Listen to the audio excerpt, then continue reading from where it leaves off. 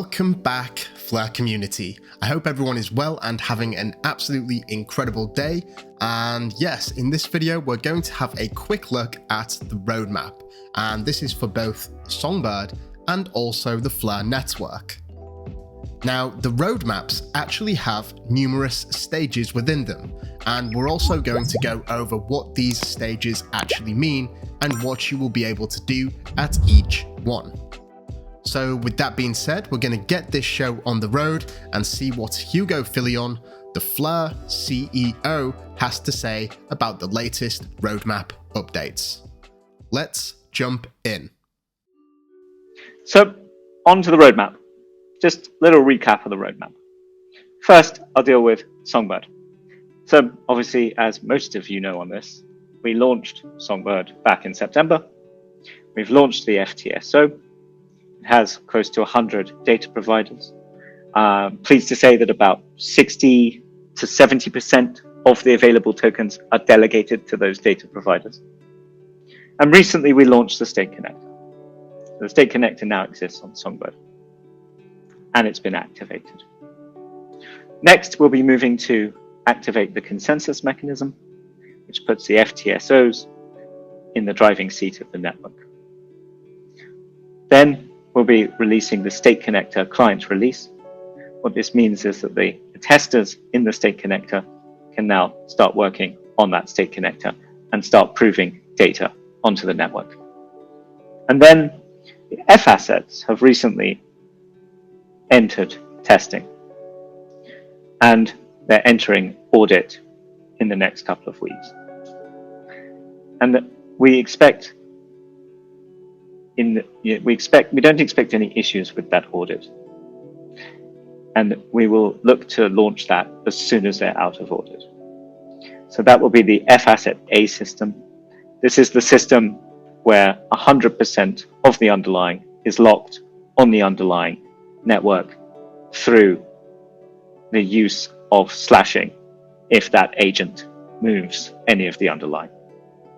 Then we aim to be launching Layer Cake as soon as possible, the first batch of bridges.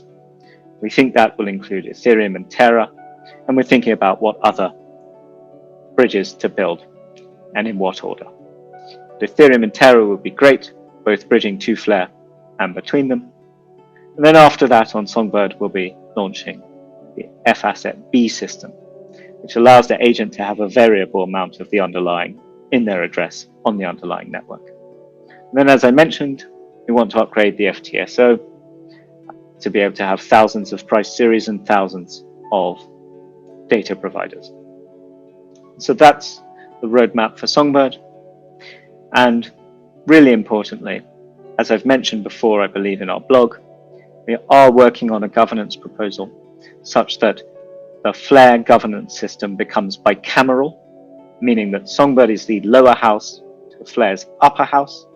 If you think about the House and the Senate in the US, in order for there to be a governance proposal, we think that the governance proposal that we're putting in to make this happen is the idea that you'll have to bond or stake Songbird against the governance proposal in return for potentially some bounty in order to incentivize people to stake their Songbird, return for some bounty for the winning proposal.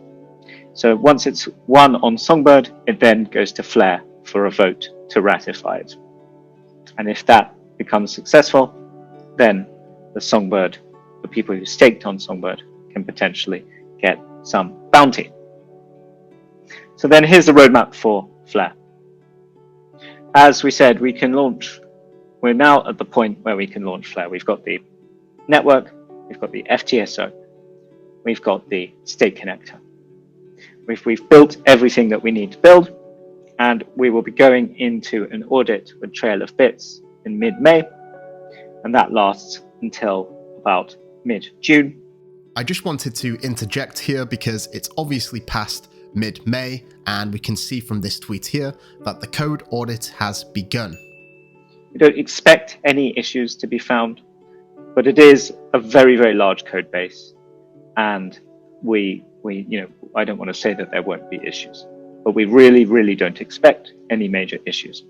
And we will be extremely public with the community if there are, provided that it doesn't cause a risk to Songbird. In the process of being public about it, we would amend the issue on Songbird and then become public about it, just so that there aren't any losses of value. But if everything goes well, we really are trying to launch Flare on the 4th of July. And then, as I've mentioned previously, we think there's a better way to distribute the token that achieves some of our core objectives.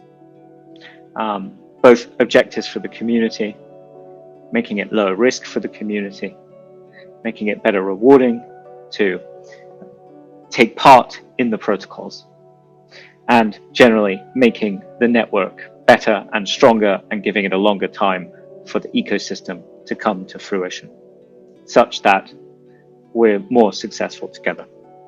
So, as you know, in the distribution proposal, it's 15% of the tokens being distributed on day one. And those are distributed obviously to people that have claimed them through their ledger devices, through self-custody, but the bulk of them are going to exchanges. And so we don't want to hold that governance vote until we are aware that at least 75% of the tokens are not with exchanges, but with the people that they're meant to go to. So we'll be watching exchanges to make sure they've distributed them.